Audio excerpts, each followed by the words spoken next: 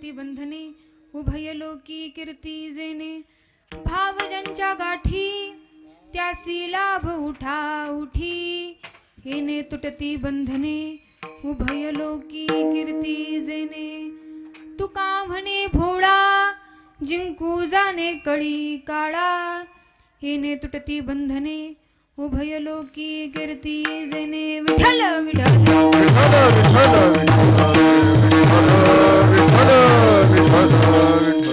पांडुरंगा करू पांडुरंगा करू प्रथम नमन पांडुरंगा करू प्रथम नमन पांडुरंगा करू प्रथम नमन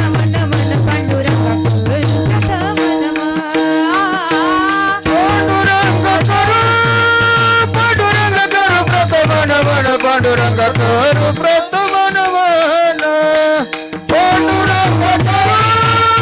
पांडुरंगा करू प्रथम नमन पांडुरंगा करू प्रथम नमन पांडुरंगा करू प्रथम नमन पांडुरंगा करू प्रथम नमन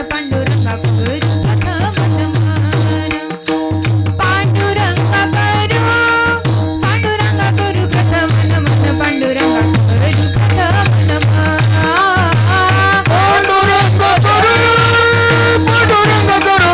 नमन पांडुरंगा करू प्रथम नमन पांडुरंगा करू प्रथम नमन पांडुरंगा करू प्रथम नमन दुसरे चरण संतांची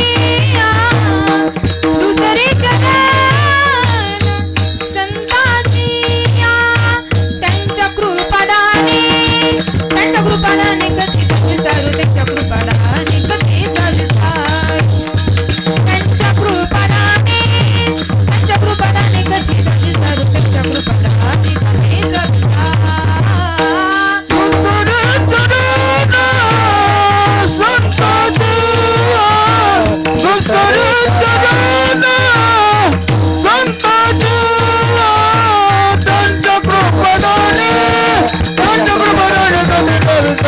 कृपादाने कथेचा कृपदाने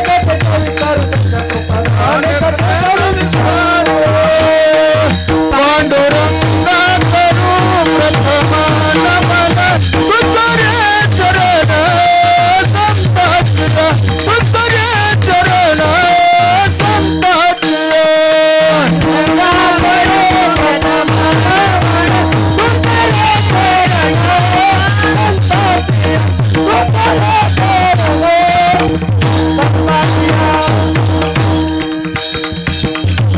पांडुरंगा करू प्रथम नमन दुसरे चरण संताचिया त्यांच्या कृपादाने कथेचा विस्तारू बाबाजी सद्गुरु दास तुका अलंकापुरी रम्य सिंहासनस्थं पदं भोज तेजस्फुर्दिक् प्रदेशं विदिद्रादिदेवी सदा स्तूयमानं समाधिस्थमूर्ति भजे ज्ञानदेवम् ॐ नमो ज्ञानेश्वरा ॐ नमो ज्ञानेश्वरा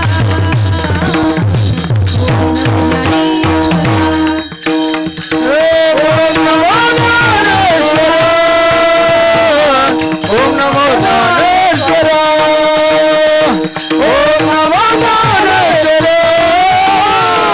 ओम नमो ज्ञानेश्वरा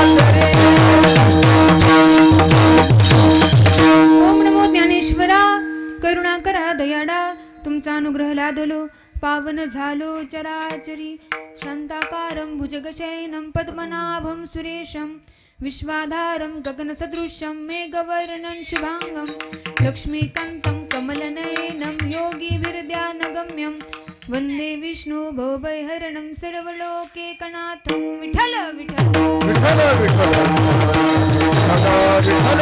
विठ्ठल सत्य साच खरे नाम विठोबाचे बरे येणे तुटती बंधने उभय लोकी कीर्ती जेने. प्रस्तुत प्राप्त प्रसंगी कीर्तन रूपी सेवेकरिता घेतलेला अभंग देहूचे साधू संत श्रेष्ठ सुप्रसिद्ध जगतवंदनीय जगद्गुरु तुकाराम महाराज यांचा 4 चरणाचा उत्कृष्ट असा नामाचं महत्व सांगणारा अभंग आज आपण सेवेकरिता घेतलेला आहे. अभंग आहे 4 चरणाचा, परंतु तुकोबारांनी या 4 चरणामध्ये 8 महत्वाचे मुद्दे सांगितलेले आहेत. महाराजांनी सगळ्यात पहिल्यांदा सांगितलं देवाचं नाव खरं आहे, दुसऱ्यांदा सांगितलं देवाचं नाव बरं आहे, तिसऱ्यांदा सांगितलं नाम घेतल्यानंतर सर्व प्रकारची बंधनं तुटून जातात, चौथ्यांदा सांगितलं उभय लोकांमध्ये कीर्ती होते, 5वा मुद्दा सांगितला की नामधारकाचा स्वभाव हा भोळा असला पाहिजे, त्यांच्याकडे भाव असला पाहिजे, आणि जर नामधारकाकडे भाव असेल तर त्याचा फायदा असा होतो. 6वा मुद्दा सांगितला ताबडतोब भगवान परमात्म्याची प्राप्ती होते. 7वा मुद्दा सांगितला की नामधारकाचा स्वभाव हा भोळा असला पाहिजे, आणि जर नामधारकाचा स्वभाव भोळा असेल तर त्याचा फायदा असा. 8वा मुद्दा सांगितला की तो कळी काळावरती सुद्धा विजय मिळवू शकतो. हा झाला अभंगाचा सरळ सरळ अर्थ. विठ्ठल विठ्ठल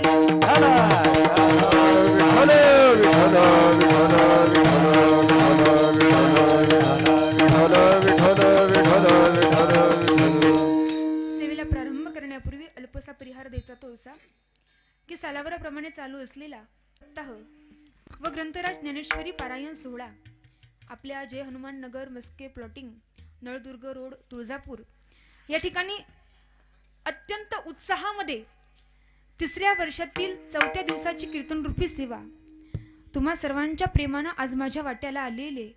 खरं तर ज्यावेळेस खंडाळीमध्ये PSIच्या घरी कीर्तन होतं त्यावेळेस आमचे आदरणीय वाघे साहेब त्या ठिकाणी उपस्थित होते, आणि त्याच वेळेस त्यांनी सांगितलं महाराज आमच्या तुळजापूर या ठिकाणी फार उत्साहामध्ये सप्ताह असतो आणि त्या ठिकाणी तुम्हाला सेवा करावी लागते, आणि त्यांनी आमच्याशी वारंवार संपर्क साधण्याचा प्रयत्न केला आणि तुम्हा सर्वांच्या प्रेमानं आज या ठिकाणी कीर्तन करण्याचा योग आला.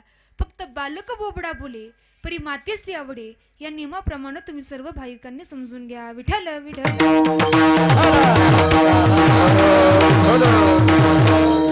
अभंग आहे 4 चरणाचा, परंतु या 4 चरणामधील 8 महत्वाचे मुद्दे आपल्याला शेवटपर्यंत पाहिजेत.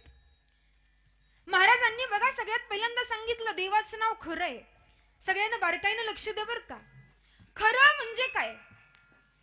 सत्य म्हणजे साच, साच म्हणजेच खरं, आणि खरं म्हणजे सत्य. तिन्ही एकाच अर्थाचे शब्द आहेत. मग देवाचं नाव सत्य आहे, साच आहे, खरं आहे. कसं काय? तर प्रत्येक देशात प्रत्येक काळात प्रत्येक वस्तू देवाचं नाव सत्य साच खरं आहे. देश काळ वस्तू भेद मावळला आत्मा निर्वाळीला विश्वाकार. एखादी गोष्ट एखाद्या देशापुरतीच मर्यादित असते, पण भगवान परमात्म्याचं नाव प्रत्येक देशात खरं आहे. एखादी गोष्ट एखाद्या काळापुरतीच मर्यादित असते. म्हणजे कसं? आता जे पंतप्रधान आहेत ते 500 वर्षापूर्वी होते का? किंवा आता जे पंतप्रधान आहेत ते 500 वर्षानंतर राहणार आहेत का? तर नाही. म्हणजे एखादी वस्तू एखादा व्यक्ती एखाद्या काळापुरताच मर्यादित असतो, पण भगवान परमात्मा आणि भगवान परमात्म्याचं नाम हे 500 वर्षापूर्वीही होतं, आताही आहे, आणि 500 वर्षानंतर सुद्धा राहणार आहे. नंतर सांगितलं देवाचं नाव प्रत्येक वस्तूत खरं आहे. म्हणजे तुझा भगवान परमात्मा या खांबामध्ये आहे का असं म्हटल्यानंतर ज्यावेळेस हिरण्यकशिपूने सांगितलं, विचारलं, त्यावेळेस प्रल्हादाकरिता भगवान परमात्मा खांबातून प्रकट झाला. म्हणजे भगवान परमात्मा वस्तूमध्ये सुद्धा खरा आहे. विठ्ठल जळी स्थळी भरला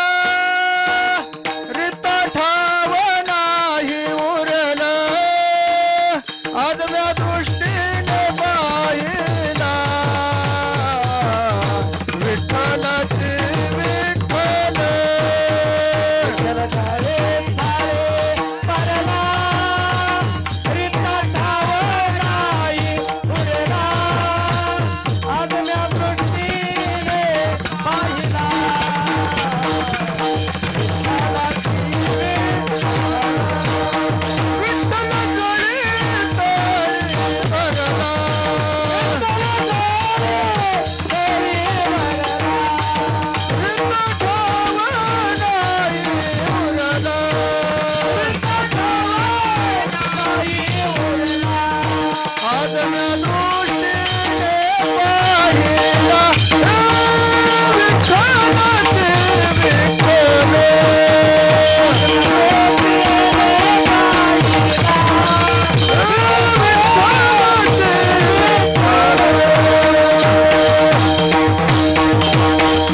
विठ्ठल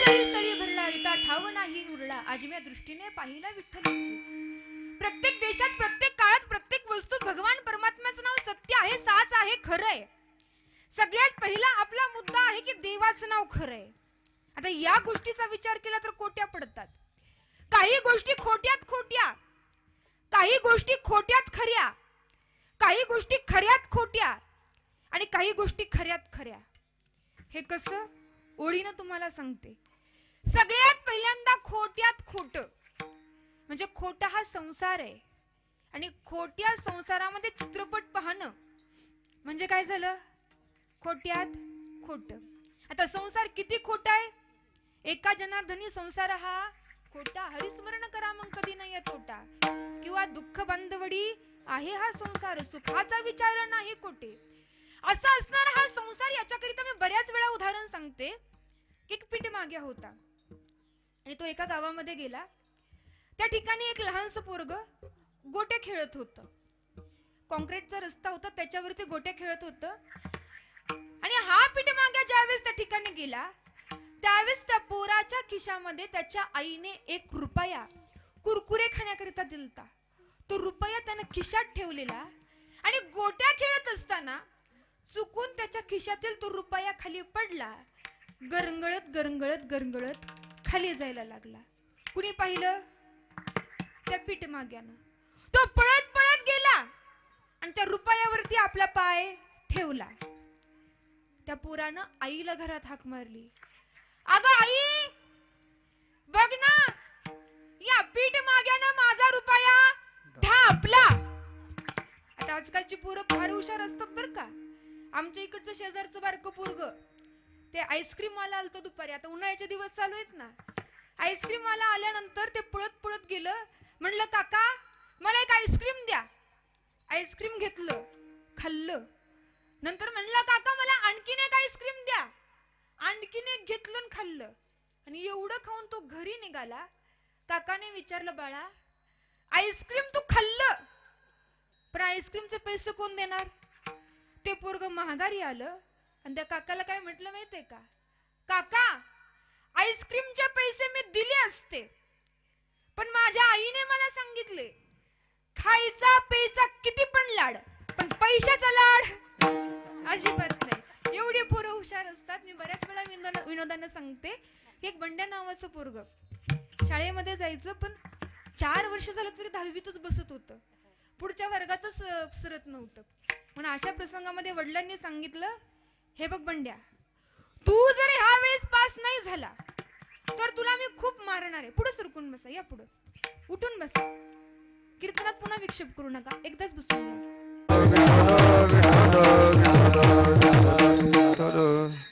कीर्तनात बसत असताना कीर्तनकाराच्या जवळ बसायचं. कारण ड्रायव्हरच्या जवळ शेजारी बसलं ना जास्त गचके खड्डे वगैरे लागत नाही. आणि जर महाग बसलं ना 2-2 बोट उडल्याशिवाय माणूस राहत नाही. त्याच्यामुळे रेंज मध्ये बसायचं. कीर्तनकाराच्या जवळ कीर्तनात बसायचं. अजिबात पाठीमाग बसू नका, पुढे सरकून बसा. विठ्ठल विठ्ठल.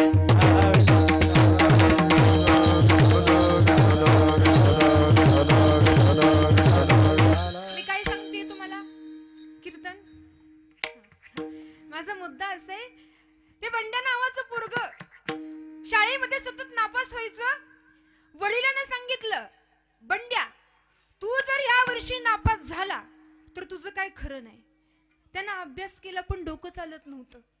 10वीची परीक्षा झाली, निकालाचा दिवस उजडला.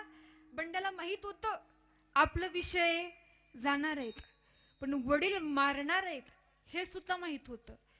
बंड्यानं मित्राला जवळ बोलवलं आणि मित्राला सांगितलं, हे बघ बाबा, सकाळ सकाळी शाळेत जा, तू तुझा निकाल बघ, माझा पण निकाल बघ, आणि मला घरी येऊन सांग माझे किती विषय गेलेत, त्यानुसार अंगाला तेल लावून बसायला.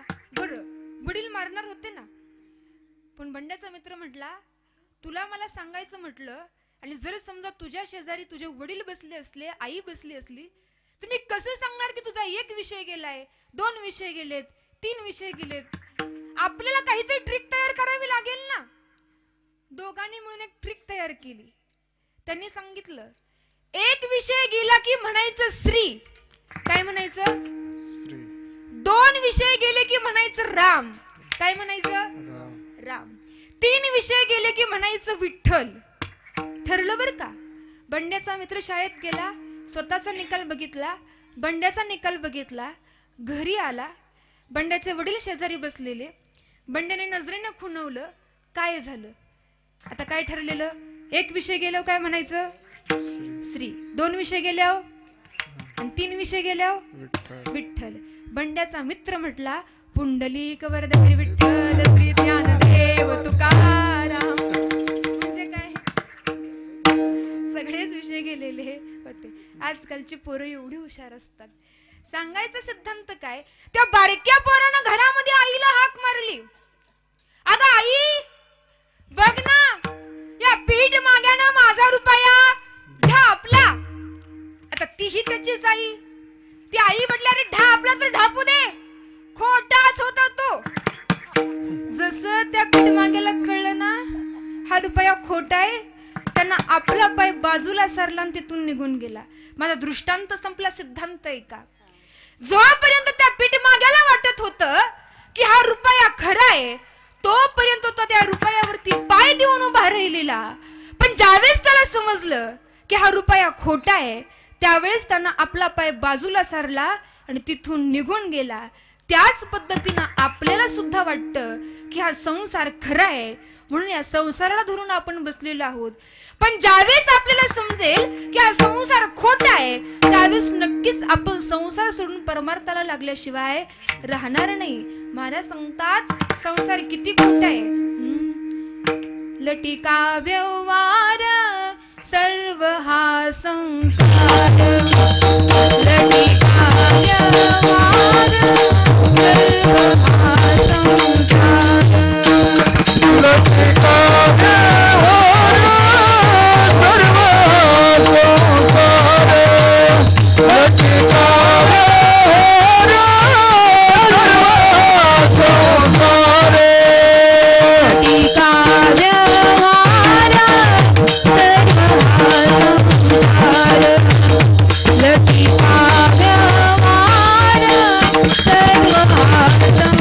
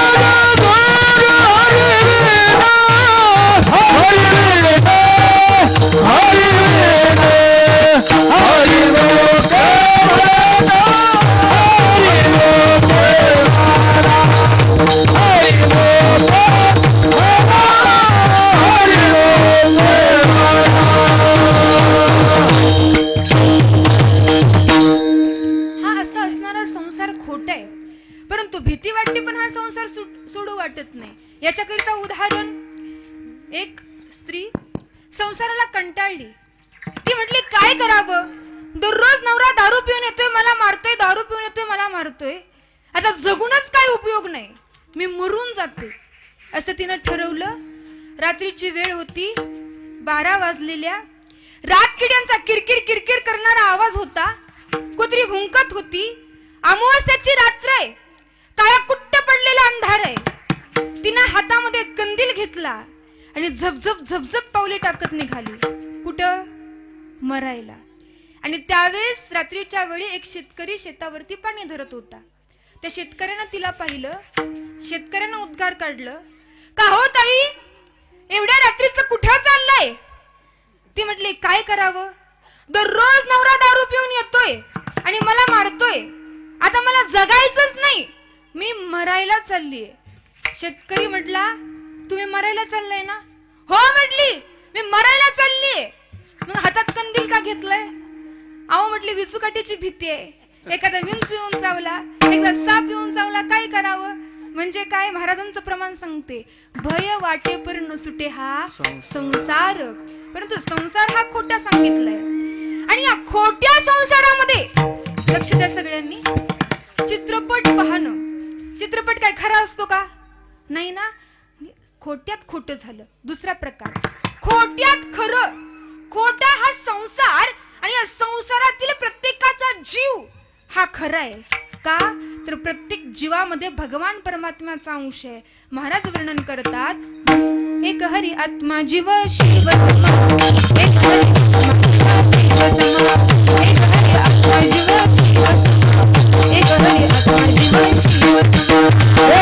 आत्मा जीव शिव समा, एक हरी आत्मा जीव शिव समा, एक हरी आत्मा जीव शिव समा, एक हरी आत्मा जीव शिव समा, एक हरी आत्मा जीव शिव समा, एक हरी आत्मा जीव शिव समा, जीव शिव समा, एक हरी आत्मा जीव शिव समा, एक हरी आत्मा जीव शिव समा, एक हरी आत्मा जीव शिव समा, एक हरी आत्मा जीव शिव समा, एक हरी आत्मा जीव शिव समा, एक हरी आत्मा जीव शिव समा, एक हरी आत्मा जीव शिव समा.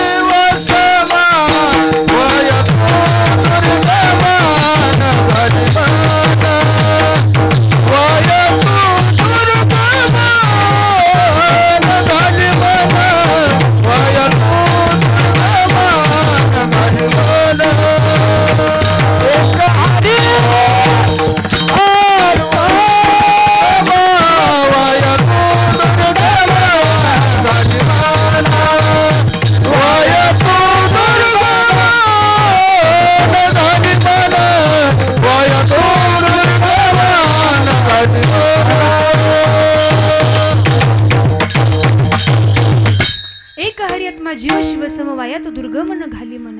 म्हणजे खोटा संसारामधील प्रत्येकाचा जीव हा खरा आहे. तिसरा प्रकार खऱ्यात खोट, म्हणजे खरं हे ब्रह्म आहे आणि या ब्रह्मातील माया ही खऱ्यात खोटी आहे. आणि चौथा प्रकार खऱ्यात खरं, भगवान परमात्मा आणि भगवान परमात्म्याचं नाम हे खऱ्यात खरं आहे. बघा, अभंगातील सगळ्यात पहिला महत्वाचा मुद्दा, भगवान परमात्म्याचं नाम खरं आहे, सत्य साच खरे. दुसरा मुद्दा सांगितलाय, देवाचं नाव बरं सुद्धा आहे, त्याच्यामुळे ते नाम घेतलं पाहिजे. पण नाम घ्यायचं म्हटलं ना, लोक म्हणतात महाराज एवढा मोठा मंत्र आम्ही म्हणायचा कधी. म्हणजे काय? वेदांना 32 अक्षरी मंत्र सांगितलाय. कोणता हो? हरे राम राम राम हरे हरे, हरे कृष्ण कृष्ण कृष्ण हरे हरे. हरे राम राम राम हरे हरे, हरे कृष्ण कृष्ण कृष्ण हरे हरे. हरे राम राम राम हरे हरे, हरे कृष्ण कृष्ण कृष्ण हरे हरे. हरे राम राम राम हरे हरे, हरे कृष्ण कृष्ण कृष्ण हरे हरे. हरे राम राम राम हरे हरे, हरे कृष्ण कृष्ण हरे हरे. हरे राम राम हरे हरे, हरे कृष्ण कृष्ण हरे हरे.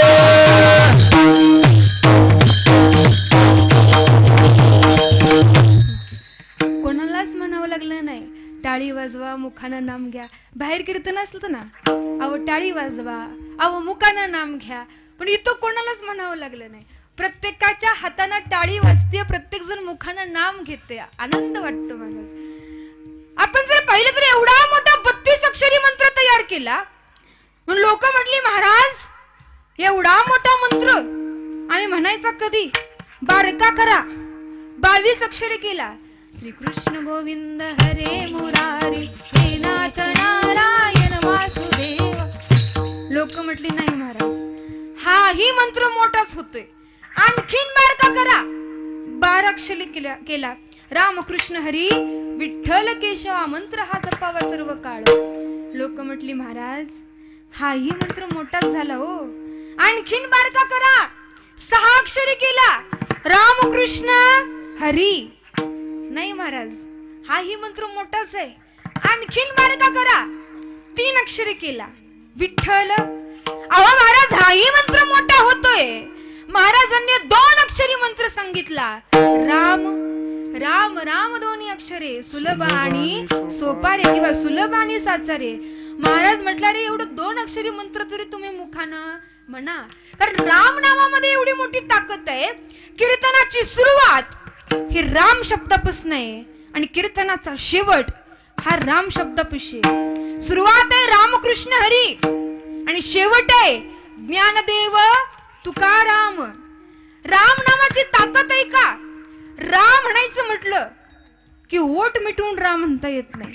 ओठ लांबच न्यावे लागतात, म्हणजे शरीरातली पाप निघून जातात आणि नंतर बाहेर गेलेले पाप आतमध्ये येऊ नयेत म्हणून पुढचा शब्द आहे म. म म्हणायचं म्हटलं की ओठ मिटवावेच लागतात. ओठ उघडे ठेवून म म्हणता येत नाही. म्हणजे राम शब्द आहे. महाराज म्हटले हा 2 अक्षरी मंत्र तुम्हाला सांगितलंय, त्याचं तरी नामस्मरण करा. लोक म्हटले, महाराज आम्ही नाम घेऊ. नाम घेणं सोपे. तुका म्हणे सोपे आहे सर्वांनी, शहाणा तो धनी घेतो येते. नाम घेणं सोपं आहे, पण मुखाला येणं अवघड आहे. त्याच्याकरिता भूत सुकृताची जोडी आणि म्हणून विठ्ठली आवडी. महाराज आम्ही नाम घेऊ, पण नाम घ्यायचं कसं? आता महाराज हे विचारणं म्हणजे पेढा कसा खाऊ हे विचारण्यासारखं आहे. पेढा कसा कोणत्याही बाजूने खावा, गोडच लागतो ना. तसं नामस्मरण तुम्ही कसंही करा, ते नक्कीच काम करतं. त्याचं कारण आहे देवाचं नाव खरं आहे आणि देवाचं नाव बरं सुद्धा आहे. आता लोकांना खरं ऐकायला आवडत नाही, लोकांना बरं ऐकायला आवडतं. असं म्हणतात की खरं चप्पल घालेपर्यंत खोटं गाव हिंडून आलेलं असतं. एवढं फास्ट खोटं फिरतं, पण खरं एवढं फास्ट फिरत नाही. म्हणून आपण बघतो ना, दूधवाल्याला घरोघर दूध देण्यासाठी जावं लागतं, पण दारूवाल्याला जावं लागतं का घरोघर? दारूवाल्यापाशी सगळेजण येतात. ही खोट्याची ताकद आहे. म्हणून देवाचं नाव बरं आहे.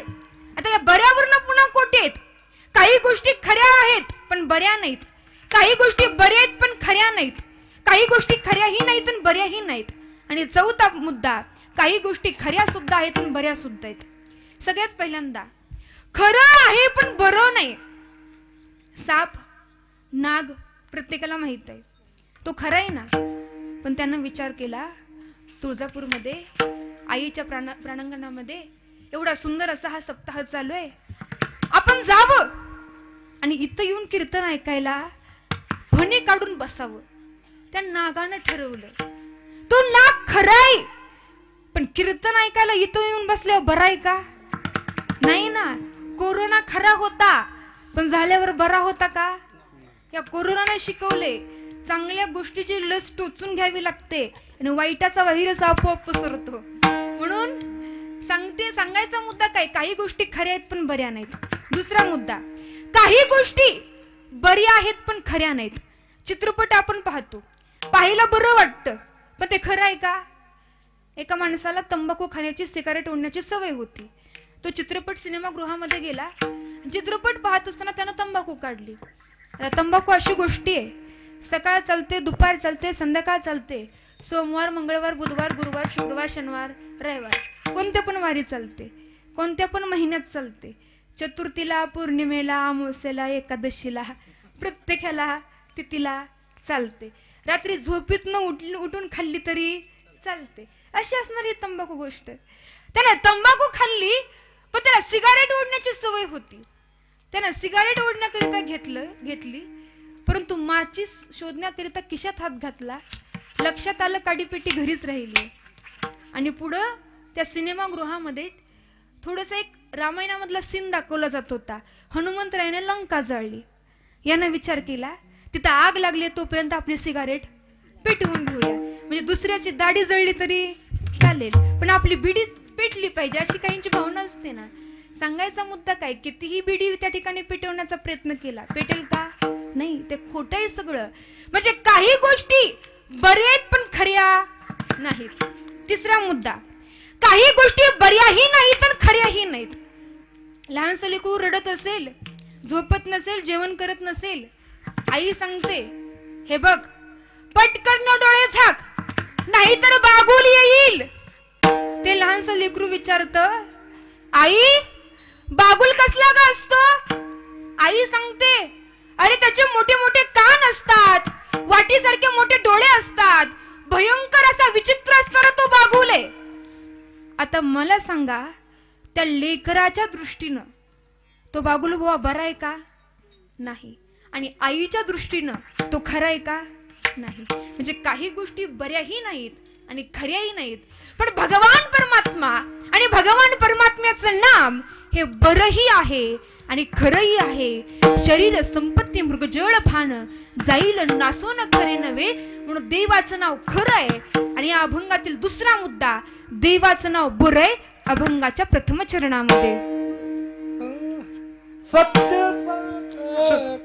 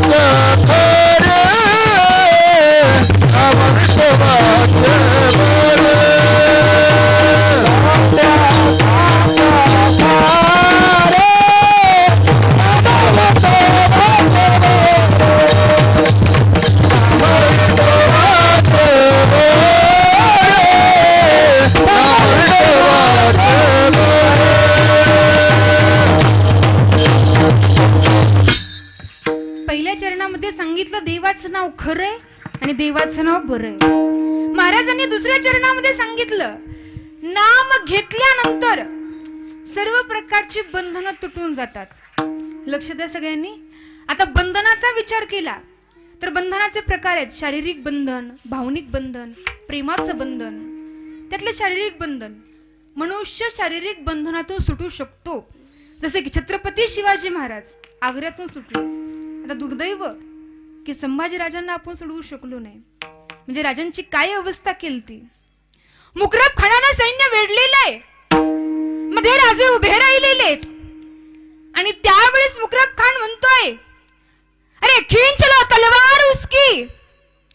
एक सैन्य पुढं आलं, राजांच्या हातामधली तलवार घेणार, पण राजांच्या नजरेमध्ये बाणेदारपणा पाहिला, तळपदारपणा पाहिला. तसं ते सैन्य थरा थरा कापत 4 पावलं पाठीमागं सरकलं. कोणाची हिंमत होत नव्हती राजांच्या जवळ यायची. पण अशा प्रसंगामध्ये साखळदंड टाकण्यात आलं. राजांना आकळलं गेलं. लक्षात ठेवा, गावच्या विशीवरून राजाला नेलं जात होतं, पण गावातील गावकऱ्याला, गावातील वार करायला, गावातील धार करायला आणि पहारे करायला माहित नव्हतं आपला राजा कैद झालाय. औरंगजेबाच्या दरबारामध्ये राजानं उभं केलेलं होतं. औरंगजेब त्या ठिकाणी आला आणि त्यानं उद्गार काढलं, अरे झुको हमारे सामने. तसे कवि कलश बोलते झाले, ये किसी के सामने झुकते नहीं बल्कि दूसरों को झुकाते हैं. तसा औरंगजेब म्हटला, अरे 9 वर्षाचं होतं हे पोरग आणि त्यावेळेस मला आग्र्यामध्ये भेटलेलं. मी विचारलं, संभा तुम्हें हमसे डर नहीं लगता. त्यावेळेस त्यानं उत्तर दिलं, हमें किसी से डर नहीं लगता बल्कि हमारी वजह से सबको डर लगता है. अरे राजांची अवस्था त्या औरंगजेबानं काय केली. ज्या राजांनी आजपर्यंत राजवस्त्र घातलेली ना, त्या राजांना विदूषकाची झपली घालण्यात आली. ज्या राजांनी आजपर्यंत डोक्यावरती मुकुट घातलेला, त्या राजाला विदूषकाची टोपी घालण्यात आली. अरे ज्या राजांनी आजपर्यंत गळ्यामध्ये अलंकार घातले, त्या राजांना साखळदंडाने बांधण्यात आलं. अरे ज्या राजाची आजपर्यंत हत्तीवरून घोड्यावरून मिरवणूक निघली ना, त्याच राजाची उंटाच्या शेपटीला बांधून मिरवणूक निघाली. वाजत गाजत निघालेली मिरवणूक. सगळी लोक जमा झाली. अरे हा संभाजी राजा दिसतोय कसा. कोणीतरी यायचं, अंगावरती थुंकायचं, कोणीतरी यायचं, दगड फेकून मारायचं, दगड डोक्यामध्ये लागायचा, गळगळ गळगळ रक्त व्हायचं. कोणीतरी यायचं, उंटाची शेपटी पिळायचं, उंट नाचायला लागायचा, साखळदंड अंगाला रुतायचं. कोणीतरी यायचं, तलवारीची रेष अंगावरती मारून जायचं, चिळकण रक्ताची चिळकांडी बाहेर पडायची. सिंदूर फासलेला हनुमंतराय असतो ना, तशी राजांची अवस्था केलती. औरंगजेबाच्या दरबारामध्ये राजानं उभं केलेलं आहे आणि औरंगजेबाने राजाकडे पाहिलं. नजरेमधला बाणेदारपणा, तळपदारपणा पाहिला. काही केल्या तो तळपदारपणा खाली कमी होईना. म्हणून औरंगजेबानं सांगितलं, अरे याचे डोळे जळतायत, मला निकाल दो उसकी आके. आज्ञा झाली. लाल बुंद अशा सळया तापवण्यात आल्या, राजांच्या डोळ्यापाशी नेण्यात आल्या. राजांनी विचार केला, अरे ज्या डोळ्यांनी आजपर्यंत पाहिले स्वराज्याचं स्वप्न, ज्या डोळ्यांनी आजपर्यंत केल्या मावळ्यांना इशारा, ज्या डोळ्यांनी आजपर्यंत घेतलं गडकोटाचं दर्शन, ज्या डोळ्यांनी आजपर्यंत घेतलं भवानी मातेचं दर्शन, ते डोळे जाणार. कळून चुकलं. लाल बुंद तापलेल्या सळया राजांच्या डोळ्यामध्ये घालण्यात आल्या. सर्र वेदना झाल्या. नंतर औरंगजेब म्हटला, अरे काट तो जबान उसकी. आज्ञा झाली. राजांनी विचार केला, अरे ज्या जिभेने आजपर्यंत बोलले जगदंब जगदंब शब्द, जी जीभ देत राहिली हर हर महादेवची किंकाळी, जी जीभ म्हणत राहिली माझं स्वराज्य, माझ्या मा साहेब, आबा साहेब, आऊ साहेब, ती जीभ जाणार. जीभ कापण्यात आली.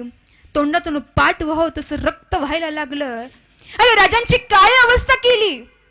केळीचं साल्ट सोलावं ना, तसं अंगाचं साल्ट सोलण्यात आलं आणि त्याच्यावरनं तिखटाचं मिठाचं पाणी राजांच्या अंगावरती टाकण्यात आलं. इतक्या सगळ्या वेदना राजांनी सहन केल्या, पण शेवटपर्यंत आपला धर्म सोडला नाही. म्हणून राजांना म्हटलं जातं धर्मवीर संभाजीराजे. म्हणून राजांविषयी बोलत असताना आपण जरा जपून बोललं पाहिजे. आजकाल काही लोक राजांचा खोटा इतिहास सांगतात, खोटा इतिहास पसरवण्याचा प्रयत्न करतात. काही लोक म्हटली शंभूराजे नशा करायचे. सांगू तुम्हाला, याच नशेमध्ये औरंगजेबाशी 2 हात केलेत राजांनी. अरे याच नशेमध्ये गोव्याच्या पोर्तुगीजांना सोळके पुळा करून सोडले राजांनी. याच नशेमध्ये जिंजिऱ्याला जाण्यासाठी सेतू बांधलाय राजांनी. अरे याच नशेमध्ये वयाच्या 32व्या वर्षी आपले प्राण त्यागलेत या राजांनी. खरंच ही नशाच वेगळी होती.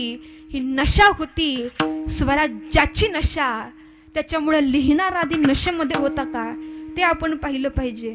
इतिहास हा सूर्यासारखा असतो, तो कधीच लपून राहत नाही. आता मध्ये तो पिक्चर निघलेला पुष्पा नावाचा, त्याच्यामधला डायलॉग होता झुकेगा नाही. तो तुम्ही पिक्चर तुमच्या लेकरांना दाखवला असेल, परंतु आपल्या धर्मासाठी लढत राहणारा हा धर्मवीर संभाजी राजा, त्यांच्या नावानं जो छावा पिक्चर निघाला ना, तो पिक्चर आपण आपल्या लेकरांना दाखवला पाहिजे. म्हणून सिद्धांत माझा आहे का, धर्मवीर शंभूराजांना आपण सोडवू शकलो नाही, पण मनुष्य हा शारीरिक बंधनातून सुटू शकतो. मनुष्य हा भावनिक बंधनातून सुटू शकतो, प्रेमाच्या बंधनातून सुद्धा सुटू शकतो. आता प्रेमाच्या बंधनातून सुटणं सोपं नाही. भुंगा कितीही कठीण लाकूड असू द्या, त्या लाकडाला भेद पाडण्याची ताकद त्या भुंग्यामध्ये. परंतु तोच भुंगा ज्यावेळेस कमळाच्या पाकळीमध्ये अडकतो त्यावेळेस काहीच करू शकत नाही. नाही काष्टाचा गुमान गोवी भ्रमरा सुमन, हे आहे प्रेमाचं बंधन. पण महाराज म्हणतात नामस्मरण केलं की सर्व प्रकारची बंधनं तुटून जातात. अभंगाच्या 2य चरणामध्ये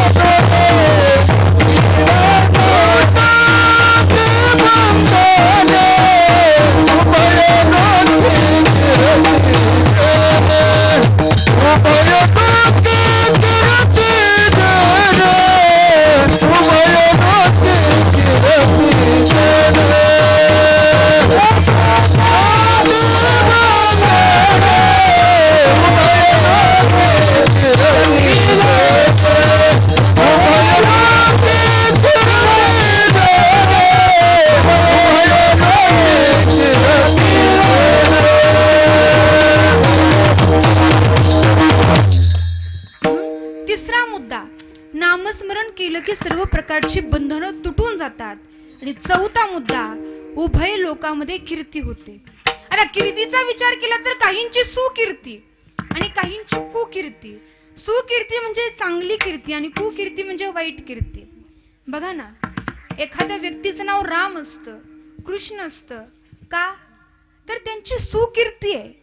पण कोणा व्यक्तीचं नाव रावण आहे का, कुंभकर्ण किंवा शिशुपाल नाही, का तर त्यांची कुकीर्ती आहे. कीर्ती कोणाची पाठीमागं उरते. महाराज वर्णन करतात, तुका म्हणे कामरणीची झरे, तुका म्हणे कामरणीची झरे, तुका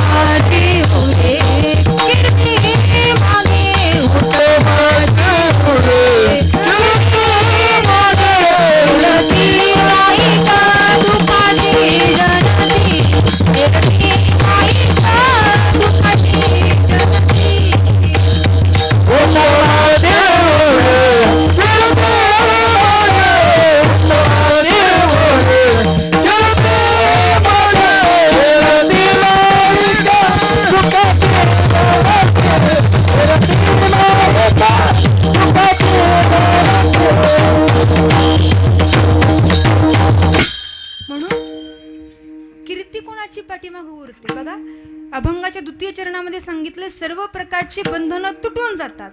आणि चौथा मुद्दा काय, तर उभय लोकांमध्ये कीर्ती होते. पाचवा मुद्दा, नामधारकाकडे भाव पाहिजे. आता या भावाला परमार्थ क्षेत्रामध्ये फार किंमत आहे बरं का. जसं भाजीत मीठ नसेल तर भाजी कशी होते, बेचव. आणि ज्या पद्धतीनं भाजीत मीठ गरजेचं तसं परमार्थात भाव गरजेचा. तुका म्हणे मुख्य पाहिजे हा भाव, आणि भावापाशी देव शीघ्र उभा. म्हणून भाव हा अत्यंत महत्वाचा आहे. किती महत्वाचा आहे, उदाहरण सांगते. एक वरजग्या होता. वरजग्या म्हणजे वरच खाऊन जगणारा, आमच्यासारखा. आज ह्या गावाला तर उद्या दुसऱ्या गावाला, बरोबर का. महाराजाचं सांगितलं हसा येत, असं द्या. एक वरजग्या होता. मग तो रोज गावागावामध्ये फिरत होता. एकदा झालं असं, गुरुजीच्या घरासमोरून तो निघालेला. गुरुजी जेवायला बसलेले. गुरुजीने हाक मारली, पाहुणा या जेवायला. हा गेला जेवायला बसला. त्याला जेवण एवढं आवडलं, त्यानं विचार केला रोज या गावाला त्या गावाला फिरण्यापेक्षा दररोज गुरुजीच्याच घरी जेवायला यावं. एक दिवस झालं, 2 दिवस झालं, दररोज गुरुजीच्या घरी जेवायला यायला लागला. गुरुजीची बायको म्हटली, 1 दिवस ठीक आहे, 2 दिवस ठीक आहे, पण आठवडा झालं कुठेपर्यंत लोकांना जेवायला घालायचं. उद्यापासून तो माणूस आपल्या जेवायला येता कामा नाही. ठीक आहे म्हटला. आता नेहमीप्रमाणे वरजग्या रस्त्यानं निघाला. गुरुजी जेवायला बसलेले. गुरुजीने हाक मारली, या पाहुणा जेवायला. लगेच आला जेवायला बसला. गुरुजीने जेवायला घेतलं, भाकरीचा घास तोडला, भाजीत बुडवला, खाल्ला. आतमध्ये हाक मारली, का ग आज भाजीत मीठ टाकलं नाही वाटतं. आतमधून आवाज आला, मला काय तेवढंच काम असतं का, उठा ती मिठाची भरणी घ्या आणि भाजीत मीठ टाका. अगं लोकांसमोर तुम्हाला असं बोलते, म्हणून दोघांनी भांडण सुरू केलं. त्यावेळेस त्या वरजग्याने विचार केला, आता हे भांडणं ऐकण्यात काय वेळ वाया घालवू नये, आपण इथनं निघून जावं. म्हणून तो तिथून निघून गेला. गुरुजीची बायको म्हटली, कस काय खोटं खोटं भांडायचं नाटक केलं. गुरुजी म्हटला, मी काय कमी आहे का, मी पण कस काय खोटं खोटं भांडायचं नाटक केलं. तो वरजग्या दारात आला आणि म्हटला, कस काय मी पण खोटं खोटं जायचं नाटक केलं. म्हणजे काय, तो तिथून गेलेला नव्हता. सिद्धांत माझा आहे का? त्याच पद्धतीनं लटका जर भाव असेल तर देव लटकाच भेटतो. लटिका तुका लटिका भावे लटिका बोले लटिके असावे. म्हणून भाव कसा असला पाहिजे? तर भाव असला तर भगवान परमात्म्याची प्राप्ती होते. नामधारकाकडे भाव पाहिजे. हा आपला पाचवा मुद्दा आहे. आणि सहावा मुद्दा आहे, भाव असेल तर भगवान परमात्म्याची ताबडतोब प्राप्ती होते. किती वेळामध्ये देव येतो? ज्यावेळेस गजेंद्र हत्तीने कमळाचं फुल वरती टाकलं आणि देवाला भावाने हाक मारली.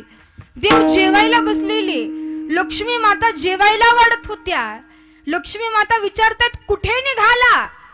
मी हत्तीकडे चाललो एवढं म्हणायला सुद्धा वेळ नव्हता. ह म्हणे लक्ष्मी, आणि ती म्हणे गजराज हत्तीकडे चाललोय असं म्हणत असताना ह म्हणायला लक्ष्मी मातेपाशी देव असणारे, ती म्हणायला त्या गजेंद्र हत्तीपाशी पोहोचतायत.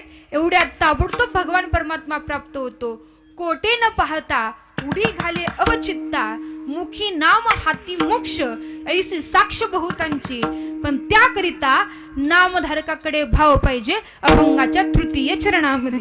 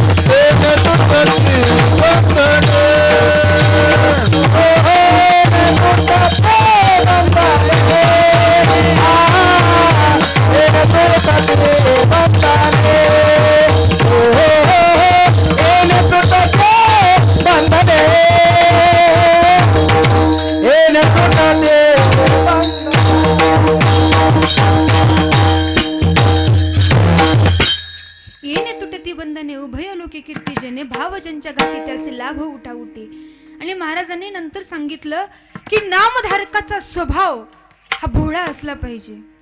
आता याच्यावरनं विचार केला तर जगामध्ये आपल्याला 4 प्रकारची लोक पाहायला मिळतात.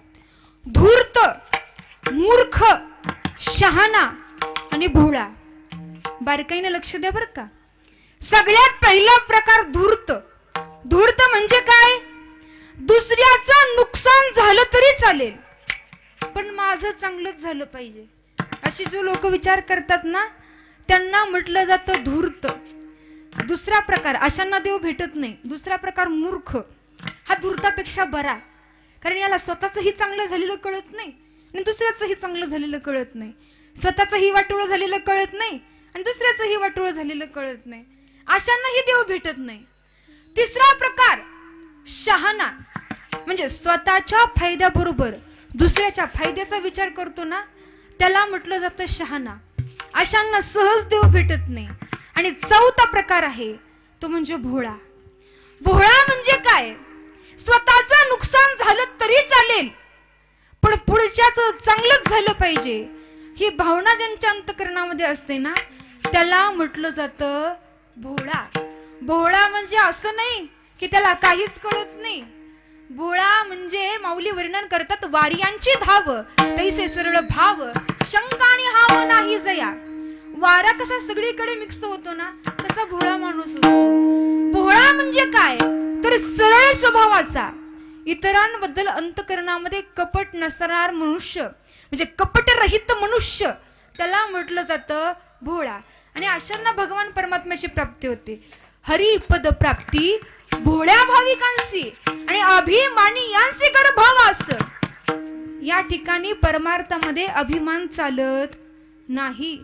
माझ्यासारखा पकवाजाच नाही, मी तुला सांगत नाही बरं का महाराज, माझ्यासारखा गायकच नाही, माझ्यासारखा कीर्तनकारच नाही, तिथंच संपला तो.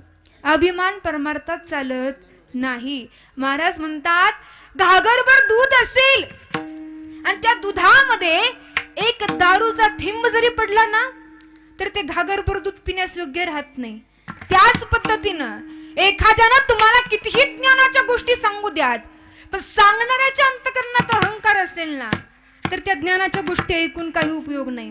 दुधाचे घागरी मद्याचा हा भुंद पडलिया शुद्ध नव्हे मग तैसे खळामुखे न करावे श्रवण अहंकारे मन विटाळले.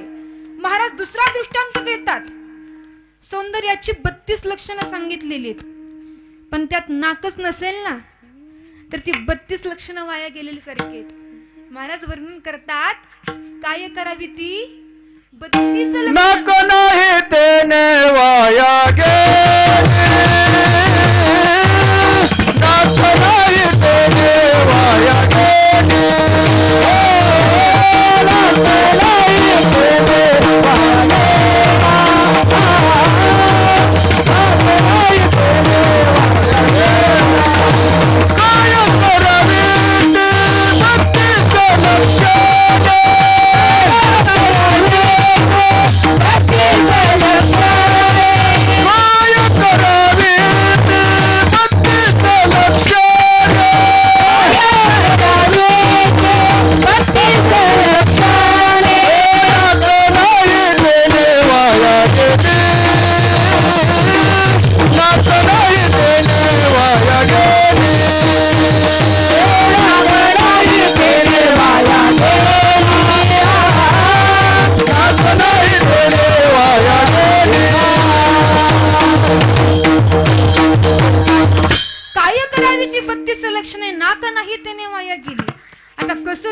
माणसाच्या हातामध्ये नाही परंतु चांगलं दिसण्याकरिता सगळेजण प्रयत्न करतात.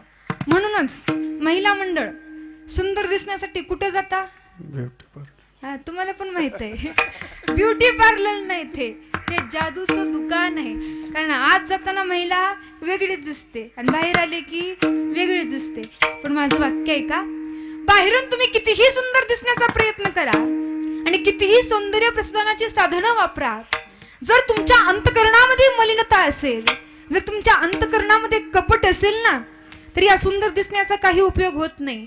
नाही निर्मळ जीवन काय करील साबण तैसे चित्त शुद्ध नाही ते बोध करील काही. अंतःकरण स्वच्छ असणं गरजेचं आहे. म्हणून कसं दिसावं हे माणसाच्या हातामध्ये नाही. ठेविले आनंदे तैसेची राहावे चित्ती असू द्यावे समाधान. परंतु सौंदर्याची 32 लक्षणं सांगितली आणि त्यात जर नाकच नसेल तर ती 32 लक्षणं वाया जातात. महाराज म्हणतात त्याच पद्धतीनं एखाद्यानं तुम्हाला कितीही ज्ञानाच्या गोष्टी सांगू द्यात पण सांगणाऱ्याच्या अंतःकरणामध्ये अहंकार असेल ना तर त्या ज्ञानाच्या गोष्टी ऐकून उपयोग होत नाही. काय करावी ती 32 लक्षणे, नाक नाही त्याने वाया गेली, तैसे खळा मुखे न करावी श्रवण, अहंकारे मन विटाळले. महाराज तिसरा दृष्टांत देतात की एखाद्याच्या पुढे पंच पक्वानाचं जेवण ठेवलेलं आहे आणि त्यात माशी पडली. जेवण सुंदर आहे, खाताना जर माशी लागली तर उलट्या झाल्याशिवाय राहत नाही. तसं एखाद्यानं कितीही चांगल्या पद्धतीनं ज्ञान सांगू द्या, पण सांगणाऱ्याच्या अंतःकरणात अहंकार असेल तर ते ज्ञान ऐकून उपयोग होत नाही. तू का म्हणे अन्न जिरोने ती माशी, आपुल्या जैसी सुसंगे, तैसे खळा मुखे न करावे श्रवण, अहंकारे मन विटाळले. परमार्थामध्ये अहंकार चालत नाही. तुका म्हणे लीन व्हावे, कळे भावे वर्म हे, नम्र झाला भूता, तेने कोंडिले अनंता. म्हणून भगवान परमात्म्याची प्राप्ती कोणाला होते? हरिपद प्राप्ती भोळ्या भाविकांसी आणि अभिमानियांसी गर्भवास. चला, मुद्दा लक्षात आला. नामधारकाचा स्वभाव हा भोळा असला पाहिजे. मग महाराज स्वभाव भोळा असेल तर त्याचा फायदा काय? तर तो कळी काळावरती सुद्धा विजय मिळवू शकतो. अभंगाच्या चौथ्या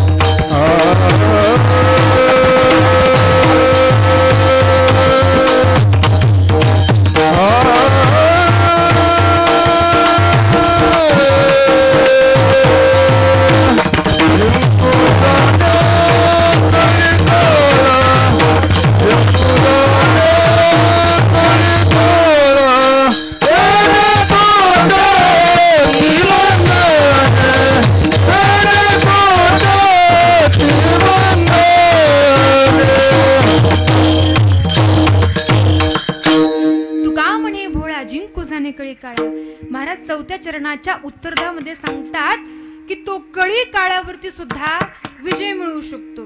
काळाला जिंकणं सोपी गोष्ट नाही.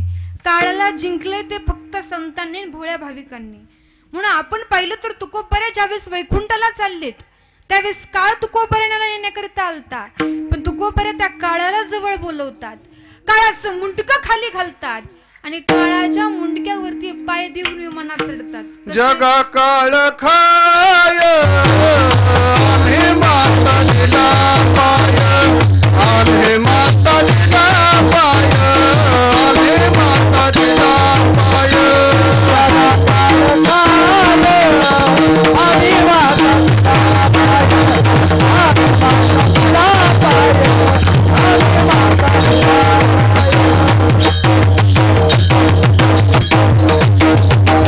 जगा काळ खाय आम्ही माता दिला पाय. म्हणून काळाला संतांनी जिंकलेलं आहे. अभंग होता आपला 4 चरणाचा. त्याच्यामध्ये आपण 8 महत्वाचे मुद्दे पाहिलेले आहेत. ज्या पद्धतीनं एखादा फॉर्म्युला सोडवावा तसा अभंग सोडवण्याचा प्रयत्न केलाय, परंतु इथलं वातावरण पाहिलं, दर्दी माणसं आहेत, सगळेजण ऐकतायत, पण निम्मी माणसं का उठून गेली ते कळलं नाही. पण काही का असं ना, त्याचं कारण मी सांगते. देवाचे